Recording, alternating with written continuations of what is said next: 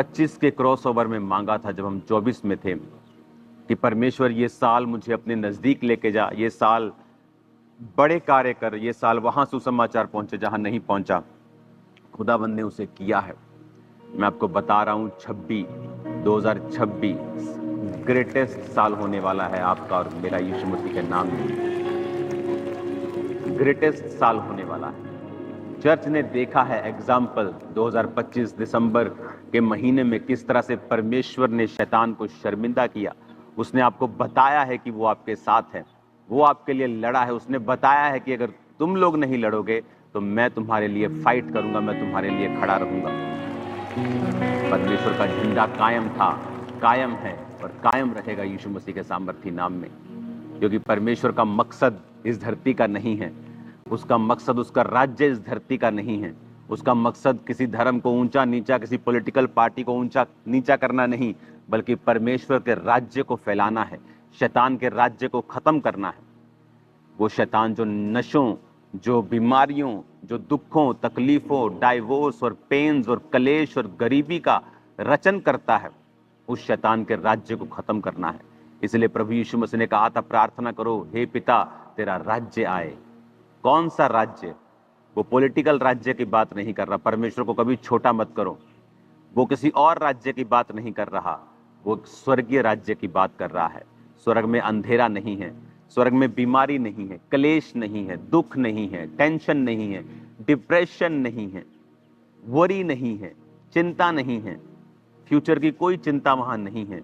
वहां रोशनी है, वहां आशा है, वहां परमेश्वर है, वहां शांति है, वहां हर तरफ चंगाई है, वहां रंग बिरंगे पानी के झरने बहते मैंने देखे हैं दर्शन में। कि मैंने देखा एक दिन स्वर्ग के दर्शन में कि परमेश्वर ने मुझे उसकी एक झलक दिखाई कि वहां अलग अलग कलर्स के पानी बह रहे हैं। हर पानी का टेस्ट अलग है, हर पानी की क्वालिटी अलग है। स्वर्ग मिस नहीं कर सकते आप, स्वर्ग मिस नहीं कर सकते आप। कुछ भी मिस कर देना, आशीष मिस कर देगा चलेगा, स्वर्ग मिस किया नहीं चलेगा। मेरा विश्वास है कि आप लोगों ने बहुत बरकत पाई है क्रिसमस की मीटिंग के दौरान। परमेश्वर का सुसमाचार दुनिया के कोने कोने तक, इंडिया के कोने कोने तक पहुंचा है। चाहे बहुत सारी जगहों पर परमेश्वर के कामों का या क्रिसमस सेलिब्रेशन का विरोध हुआ है, लेकिन वो विरोध भी एक सुसमाचार की तरह परमेश्वर ने चैनल्स के जरिए, राष्ट्रीय इंटरनेशनल चैनल्स के जरिए उसे फैलाया है। मेरा ये मानना है, अंत के दिन नजदीक हैं। शैतान को पूरी आग लगी है कि मैं ज्यादा से ज्यादा लोगों को रोक सकूं, लेकिन ये परमेश्वर के द्वारा लगाई गई आग है। ये कोई सांसारिक आग नहीं है, ये पानियों से बुझने वाली आग नहीं है। ये परमेश्वर की आत्मा ने इस आग को लगाया है और इस आग को आप और मैं काम करते हुए देख रहे हैं। तारीफ करो फिर से ऊंची आवाज में जितनी कर सकते हो परमेश्वर के नाम में। हालेलुया। आज इस ब्लेस्ड डे में मैं आपको उत्साहित करना चाहता हूं, इनकरेज करना चाहता हूं, क्योंकि मसीही जिंदगी जो है वो सिर्फ आशीषों पर आपको केंद्रित नहीं रखती है। मसीही जिंदगी सिर्फ ये जिंदगी नहीं कि आप चर्च में आए, आपको बेटा मिल जाएगा, आपको आशीष मिल जाएगी, आप ठीक हो जाएंगे। मसीही जिंदगी सिर्फ ये नहीं है। मसीही जिंदगी इससे बहुत बड़ी है। ये एक बहाना हो सकता है, एक वे हो सकता है, एक तरीका हो सकता है परमेश्वर का मुझे अपने पास बुलाने का या आपको अपने पास बुलाने का। मैं भी चर्च में कोई अनंत जीवन खोजने नहीं आया था। मैं भी एक शारीरिक चंगाई के लिए मैंने चर्च ज्वाइन किया था, सिर्फ कि मुझे चंगाई मिल जाए। मैंने बाइबल जब पढ़नी स्टार्ट की थी तो 5 दिन में मैं नया नियम खत्म कर देता था। इसलिए नहीं कि मुझे बाइबल से बड़ा लगाव था, इसलिए कि बाइबल पढ़ने से मेरे दुष्ट आत्मा के जो अटैक होते थे, मेंटली अगर आप उसे मेडिकल भाषा में बोले, जो डिप्रेशन के अटैक्स होते थे, उनमें मुझे आराम मिल जाता था। तो इस तरह से परमेश्वर ने मुझे अपने पास खींचा। लेकिन जब बाइबल में पढ़ता गया, मैं नहीं जानता था कि वो वचन इनडायरेक्टली डायरेक्टली मेरी स्पिरिट के अंदर जाते जा रहे हैं और वो अपना घर बना रहे हैं। और उस तरह से परमेश्वर ने मुझे छुआ कि आज मुझे मालूम है परमेश्वर के वचन क्या कहाँ पर लिखा है। परमेश्वर का वचन क्या कहता है। जो भी आपके आसपास सराउंडिंग्स में हो रहा है, ये कट हो गया था ये वचन। इस वचन को फिर से मैं दोबारा पढ़ूंगा। रोमियो 9 उसकी 6 आयत में लिखा है, परंतु ये नहीं कि परमेश्वर का वचन टल गया, इसलिए कि जो इज़राइल के वंश हैं वो सब इज़राइली नहीं, न अब्राहम के वंश होने के कारण सब उसकी संतान ठहरे, परंतु लिखा है इसहाक से ही तेरा वंश कहलाएगा। अर्थात शरीर की संतान परमेश्वर की संतान नहीं, परंतु प्रतिज्ञा की संतान वंश गिने जाते हैं, क्योंकि प्रतिज्ञा का वचन ये है कि मैं इस समय के अनुसार आऊंगा और सारा के पुत्र होगा। कितना महान वचन है। उसने कहा कि जो इज़राइल के वंश हैं वो सब इज़राइली नहीं, न अब्राहम का वंश होने के कारण सब उसकी संतान ठहरे, परंतु लिखा है इसहाक से तेरा वंश कहलाएगा। यानी कह रहा है कि जो सब क्रिश्चियंस घराने में जन्मे हैं वो सब क्रिश्चियंस नहीं हैं। आप सोचते हैं कि मैं मसीह घराने में जन्मा हूं तो मैं क्रिश्चियन हूं। वचन ऐसा नहीं कहता है। वचन कहता है कि अब्राहम के वंश होने के कारण सब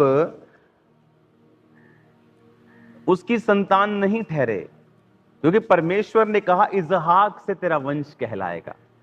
यानी उसकी और भी संतानें थी। इश्माइल उसकी संतान था, लेकिन वचन कहता है इश्माइल शरीर से पैदा हुआ और इसहाक प्रतिज्ञा से पैदा हुआ। इसका मतलब क्या? परमेश्वर ने कहा इसहाक से तेरा वंश कहलाएगा। शरीर की संतान परमेश्वर की संतान नहीं, परंतु प्रतिज्ञा की संतान वंश गिने जाते हैं।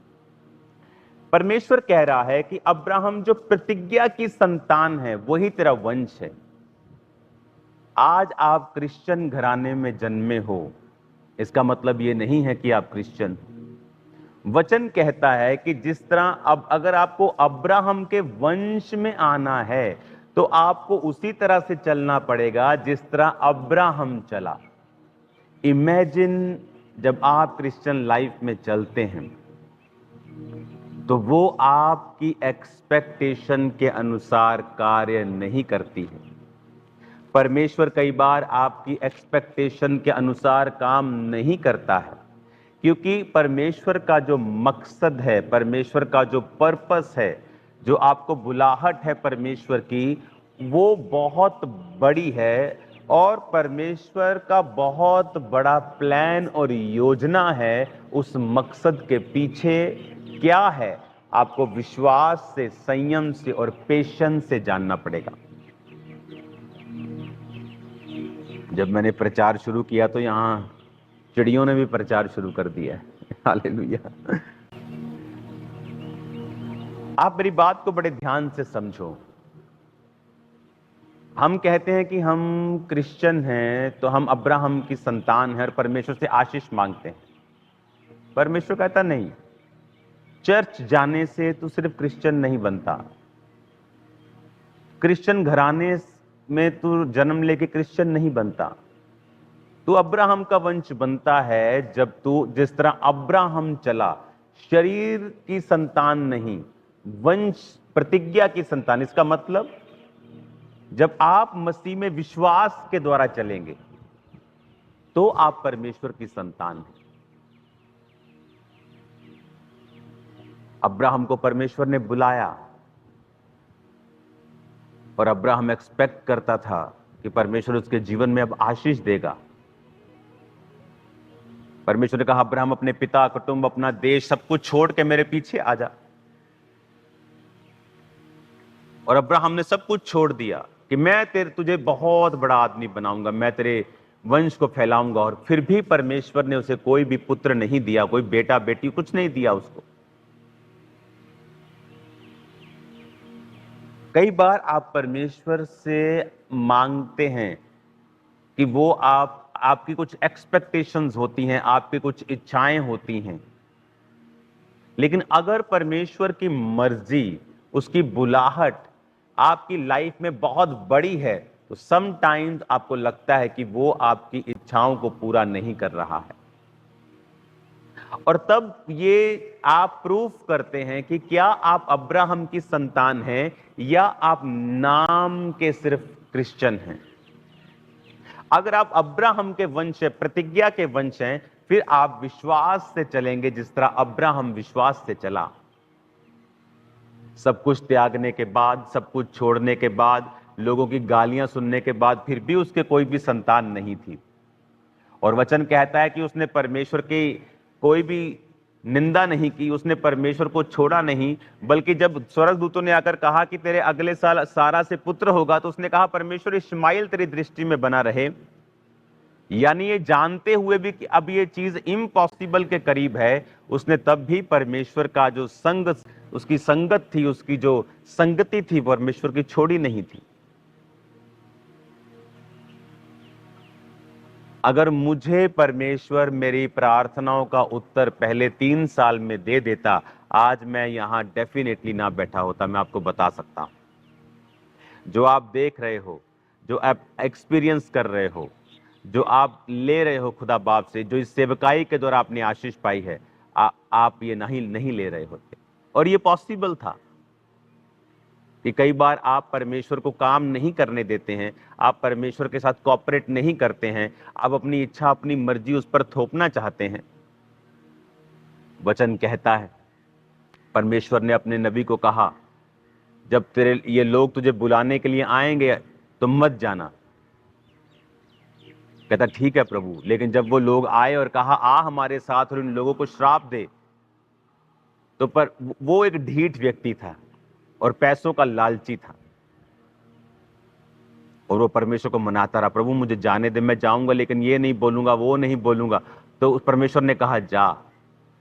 सेम परमेश्वर ने कहा मत जा, फिर सेम परमेश्वर ने कहा जा। क्योंकि जब आप ढीठ हो जाते हैं, जब आप ढिठाई करने लगते हैं, जब आप परमेश्वर के सामने बहस करने लगते हैं, तो वो कहता है जा। लेकिन उस जाने से उसके जीवन में बहुत सारे श्राप आए। उसी तरह से जब आप परमेश्वर को आपको कुछ कहते हैं, आप अगर उसके साथ बहस करते हैं, कई बार परमेश्वर कहता है कि अपने विश्वास से बाहर तू शादी ना कर, लेकिन परमेश्वर को हम मनाते हैं, नहीं प्रभु वो लड़की बड़ी अच्छी है, नहीं प्रभु वो तो लड़का बड़ा अच्छा है, उसकी फैमिली बच जाएगी, वो बच जाएगा, वो फलाना बच जाएगा, ढमकाना हो जाएगा। तो परमेश्वर कहता है ठीक है, लेकिन उसके साथ हम कितने कर्स मोल लेते हैं, कितने श्राप मोल लेते हैं। अननेसेसरी फाइट जो है, जो फाइट हमने मोल ले ली है, हमारी लाइफ में नहीं थी, वो सारी चीजें हम ले लेते हैं, जो कि लेकिन परमेश्वर ने हमें वो लेने के लिए नहीं कहा। उसी तरह से जब आप परमेश्वर के वचन को देखते हैं कि परमेश्वर ने आपकी लाइफ में कुछ प्लान्स, कुछ योजनाएं रखी, आप उन योजनाओं को पा सकते हैं जब आप विश्वास के द्वारा चलेंगे।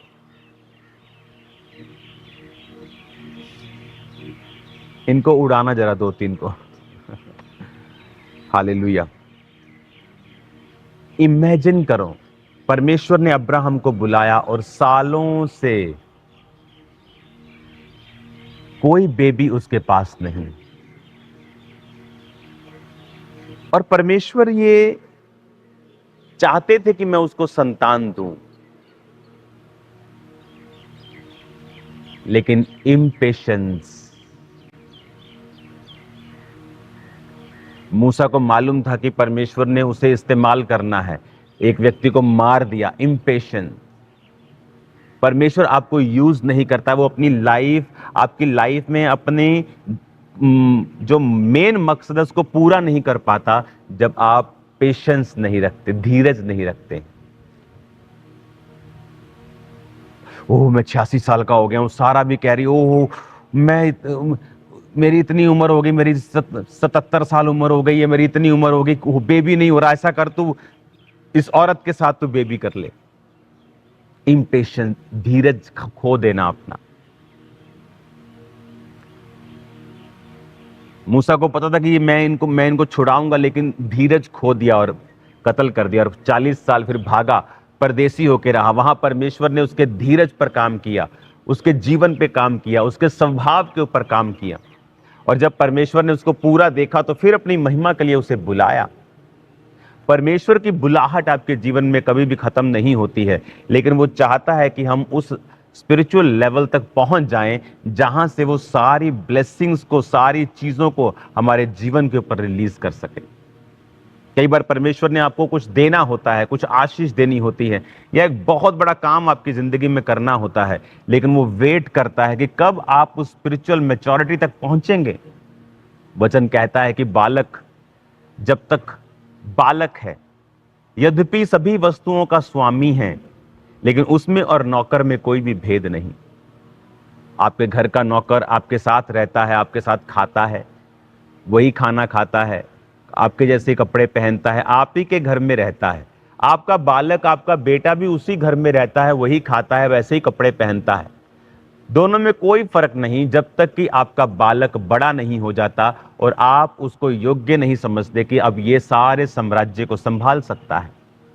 उसी तरह से स्पिरिचुअल लेवल में परमेश्वर भी हमें एक नौकर की नाई रखता है, हमें खाने पीने को देता है, हमारी सुरक्षा करता है, लेकिन बड़े कार्य हमारी जिंदगी में नहीं होते हैं, क्योंकि वो परमेश्वर इंतजार करता है कि परमेश्वर हमें वो सारी चीजें दे सके, हम इतने स्पिरिचुअल मैच्योर हों कि परमेश्वर हमें वो सारी चीजें जो खुदावंद की ओरिजिनल बुलाहट है, बड़ी बुलाहट है, हमारी लाइफ में आए और हम उसे पचा सकें।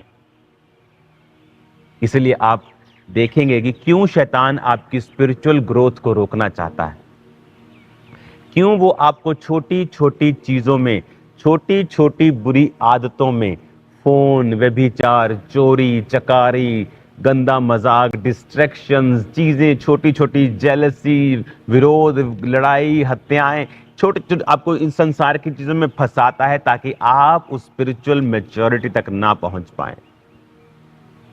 आपने इस चर्च को देखा, जब इस चर्च ने स्पिरिचुअल मैच्योरिटी को दिखाया, विरोध के बावजूद अपने पेशेंस को बना के रखा, और मेरे परमेश्वर ने लगाई हैं, ऐसी लगाई हैं कि याद रखेंगे सभी, क्योंकि मेरा परमेश्वर फाइट करने वाला है, लेकिन मैं फाइट करने वाला नहीं। उसने मुझे कहा है मैं सुसमाचार का प्रचार करूं, लेकिन वो कहता पलटा लेना मेरा काम है। हालेलुया। आप नोटिस कर लो, आप पिछले सालों सदियों के इतिहास निकाल के देख लो, जिस किसी व्यक्ति ने परमेश्वर के नाम का मजाक उड़ाने की या उसको नीचा करने की कोशिश की है, आप थोड़े ही हफ्तों में देखना वो कैसा रोता हुआ आपको नजर आता है। ये अब की बात नहीं है, ये सदियों से होता आ रहा है। जिस जिस हुकूमत ने खुदावंद के लोगों का साथ दिया है, परमेश्वर उसके साथ खड़ा रहा है, चाहे वो अन्य जाति क्यों ना हो। जिन जिन लोगों ने परमेश्वर के लोगों को सप्रेस करने की कोशिश की है, परमेश्वर ने उनका कुछ नहीं छोड़ा इस धरती के ऊपर। इतिहास पढ़ के देख लो, ये सदियों से चलता आ रहा है। जीसस क्राइस्ट के जन्म से पहले से लेकर जीसस क्राइस्ट के जन्म के बाद तक ये चलता आ रहा है। इसलिए तो कहते हैं we are proud to be a Christian. हमें अपने मसीही होने पर घमंड है, हमें परमेश्वर पे घमंड है कि वो हमारा लड़ने वाला परमेश्वर है। हालेलुया।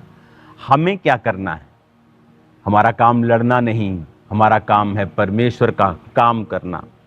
लड़ने वाला हमारा परमेश्वर है। हमें लाठी डंडों और बंदूकों की जरूरत नहीं है, उसके स्वर्गदूत काफी हैं हमें सुरक्षित करने के लिए। आमीन। आपका काम है कि आप ये समझे कि प्रतिज्ञा से ही वंश गिने जाते हैं, विश्वास से ही आप अब्राहम की संतान कहलाते हैं।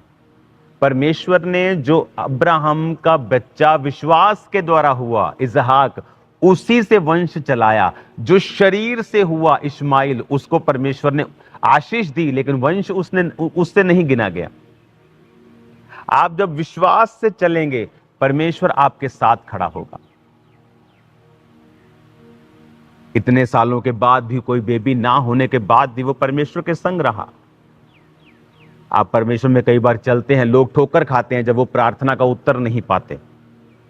जब परमेश्वर में आने के बावजूद भी, उसमें चलने के बावजूद भी कुछ ऐसा उनके साथ घटता है, वो ठोकर खाते हैं। लेकिन जो अपना जीवन ठोकरों से ऊपर कर लेते हैं, जो अपना जीवन ये समझ जाते हैं कि एक ही परमेश्वर है और जीवित परमेश्वर वही है, और जो कुछ हो रहा है वो उसी की मर्जी से हो रहा है, कि परमेश्वर आपको देख रहा है, जांच रहा है, परख रहा है, आपके पेशेंस को बढ़ा रहा है, धीरज को बढ़ा रहा है, वो आपकी लाइफ में काम कर रहा है, वो आपकी लाइफ में आपको नेक्स्ट लेवल पे लेके जा रहा है, वो इस तरह से आपकी तैयारी कर रहा है। इमेजिन करो, दाऊद अगर लड़ता, अपनी फैमिली से खूब लड़ता कि ਤੁਹਾਨੂੰ ਤਾਂ ਅਕਲ ਹੀ ਹੈ ਨਹੀਂ ਗੀ, ਤੁਸੀਂ ਤਾਂ ਮੈਨੂੰ ਛੱਡਿਆ ਹੋਇਆ, ਤੁਸੀਂ ਤਾਂ ਮੈਨੂੰ ਪੁੱਛਦੇ ही नहीं गए। और कुड़ करता अपने माता पिता से लड़ता, भाइयों से लड़ता, फाइट करता उनसे, कलेश पांदा पूरा घर च है कि ਤੁਸੀਂ ਮੈਨੂੰ ਕਿੱਦਾਂ ਭੁੱਲ ਗਏ, ਐਡਾ ਵੱਡਾ ਰੱਬ ਦਾ ਦਾਸ ਆਇਆ, ਤੁਸੀਂ ਮੈਨੂੰ ਪਿਆਰ ਨਹੀਂ ਕਰਦੇ, ਤੁਸੀਂ ਭੁੱਲ ਗਏ ਆ, ਮੈਂ ਵੀ ਤੁਹਾਨੂੰ ਨਹੀਂ ਪੁੱਛਣਾ, मैं भी ਚੱਲਿਆ ਘਰੋਂ। पेशेंस। जंगल में अपना काम करता रहा, भेड़ बकरियां थोड़ी सी थी, उसको चराने के लिए भेज देते थे। इमेजिन करो, भेड़ बकरियों को छोटा बेटा चरा रहा है सबसे, जबकि भेड़ उसको जान का खतरा है और वो अकेला ही चरा रहा है। देखो, लेकिन आपकी लाइफ में होने वाली हर घटना एक इत्तेफाक नहीं। अगर आप खुदा से प्यार करते हैं, that's the master plan of God. वो खुदा का एक मास्टर प्लान है जो आपकी लाइफ को आसमान की ऊंचाइयों तक ले जाएगा, चाहे वो कितनी भी नेगेटिव घटना क्यों ना हो। परमेश्वर का आत्मा आपको और आपके परिवारों को इतनी ऊंचाई पर लेके जाने वाला है कि गर्दनें थक जाएंगी लोगों को आपकी ऊंचाई देखते देखते। यीशु मसीह के सामर्थ्य नाम में उस पर भरोसा रखें, क्राइस्ट पर भरोसा रखें। उसका काम इंसानों के जैसा नहीं, उसकी सोच इंसानों के जैसी नहीं, उसके काम करने का तरीका इंसानों के जैसा नहीं। वो आपके और मेरे जैसे नहीं सोचता है, वो आने वाली जनरेशन्स के बारे में सोचता है।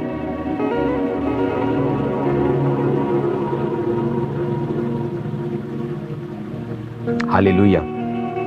आज हमें ये बात समझने की जरूरत है, आज हमें ये चीज समझने की जरूरत है कि मुझे विश्वास से चलना है, मुझे फेथ से चलना है। मैं विश्वास से परमेश्वर की संतान ठहराया जाता हूं, ना कि क्रिश्चियन घर में जन्मने से। मैं विश्वास से चलूंगा। हर व्यक्ति की फाइट अलग है, हर व्यक्ति की फाइट अलग है, मेरी अलग है, आपकी अलग है, पर विश्वास सेम है। हम लोगों का तरीका जाने का सेम है। लड़ाई अलग अलग है, परीक्षाएं अलग अलग हैं, लेकिन उस पर जयवंत होने का तरीका एक ही है। खुदा बाप आपके संग हों, आपको बुद्धि दें और समझ दें।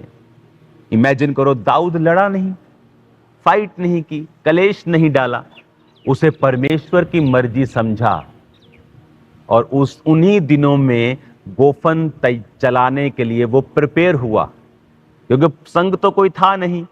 तो जान पर बनाई, कोई भालू आएगा, शेर आएगा, उसकी भेड़ को उठा के लेके जाएगा, तो गोफन चलाता था वो। एक गोफन लगा के, पत्थर लगा के मारता था वो, तो शेर भालू भागते थे। तो जब चलाना जरूरी था तो मारना भी जरूरी था कि बजे तो अच्छी जगह बजे कि वो भागे।